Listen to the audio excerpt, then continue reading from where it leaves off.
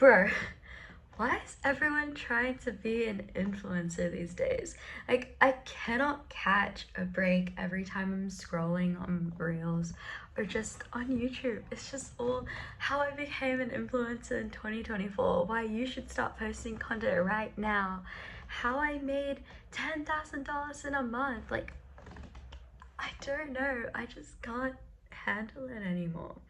I feel like we've always had that age of comparison, whether it was you being 5 years old and being compared to your cousin or something, or you growing up and you're in your teenage years and you're getting compared to students in your class because you're all ranked up now, or if you're in uni and then you're getting compared to just social media, everyone on social media who apparently is making 6 figures while you're still in living with your parents.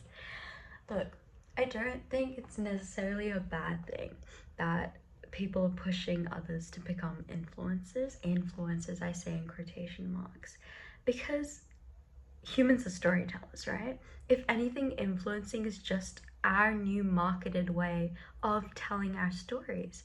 We're no longer limited to telling stories to our children or our parents or our friends. We now have the whole world literally at our fingertips. That's why I think it is honestly really heartwarming that we're even given the opportunity and even the encouragement to do so. But I can't lie, it gets so overwhelming because the pressure's on, right? It's like we can't catch a break from it. But honestly, I think there's no reason to really act surprised because it's nothing new, right?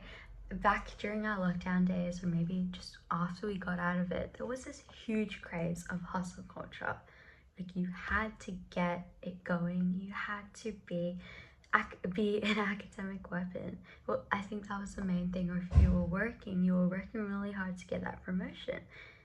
Honestly, that whole influencer mindset that we have now is just all of that repackaged, but in a more friendlier way, I could say. I don't know if it's really friendly in the sense that it's genuine or not, but the other reason is because the internet's always been a big thing in the last few years, but it's really become a big thing now with TikTok and Reels because it's just made content limitless. And with that age of the influencer, we really had a level playing field coming in because before we had our YouTube stars, right? They had these fancy cameras, equipment, they had really good if they were gaming, they had really good gaming PCs. If they were reviewing makeup, they had really good makeup, like expensive makeup. But now anyone can literally just pick up their phone like I'm doing now, pick out anything they've got in their closet, or just yap about ideas, and boom, you've created something that someone else somewhere is actually going to be interested in. Even better yet, with everything, history repeats itself, right? Everything goes in trends.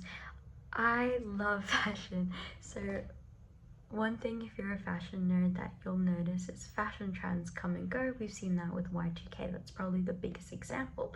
But one thing with the internet is that internet trends, even though the internet is so young, those come and go as well. So, like I've said, hustle culture has been repackaged.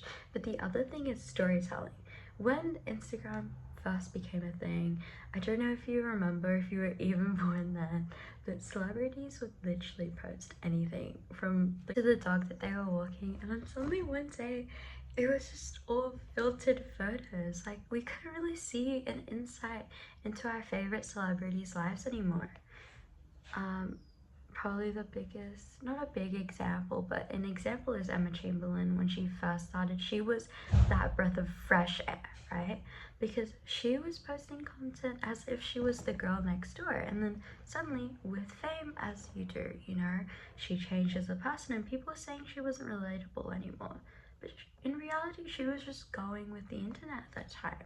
The internet was very much only showing the best parts of yourself. And in recent times, especially the past few months, we've seen a real change.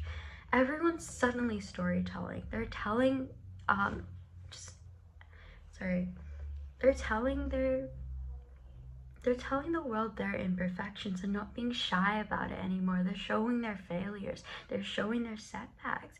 And with that, we've formed that real connection again, which is why influencers don't so much seem like our typical defined influencers of before.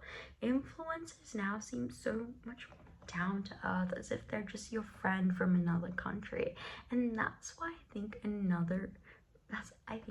is another reason why influencing has become so popular lately. Number one, we've got that ease of access because you can just pick up a camera, but number two, it's because storytelling has become such a big thing again. Imperfections is no longer looked down upon anymore. But lastly, as I was alluding to before, it is really just hustle culture repackaged, because everyone's saying, oh, quit your 9 to 5, or if you have a 9 to 5, what are you doing for your 5 to 9? The reality is we don't need to be working every second of our lives to be successful or happy.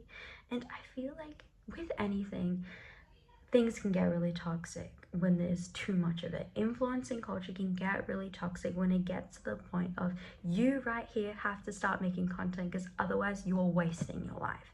You're wasting your life on that dead end degree or that dead end job, which is simply not true.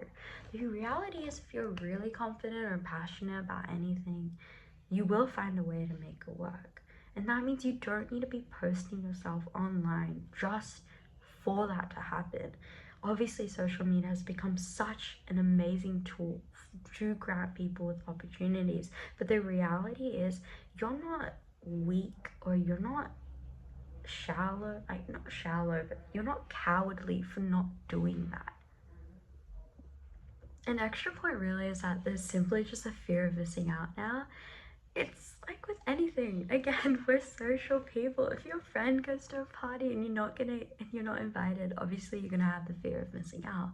Same thing with social media. If your best friend is making content and doing really, really well, or just making vlogs for fun, you're gonna feel left out. You're gonna think, okay, why am I not doing this? What's so different about me? But the reality is there is nothing wrong with you. Influencing has just become this new repackaged almost craze, really, that everyone's trying to jump onto.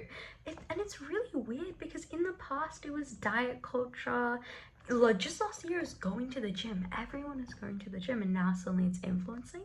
I guess when you really break it down, it's not that strange because, you know, if you look at things very much on a shallow level, diet culture, so dieting, going to the gym, being an influencer, and being able to be your own boss, those are very good things.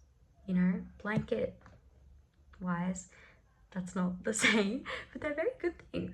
But with everything, we end up taking it way too far, and I can 100% see influencing as being taken as something that's going to be taken too far this year. Just be careful, do what you want. As always, don't feel pressured by other people, especially other people that you don't even know. Like, girl, this random person that came onto your For You page, or just your page, you don't know them, you don't need to be listening to them if you don't necessarily agree with them. If you do, then that's great. Take that with you, take that message with you, but if not, discard it, because we can only hold so much in our brains. Social media is like an endless information dump. Really, do you remember the last video you watched? Probably not. Or if you do, you probably only remember like parts of it. Yeah, be careful out there. Bye.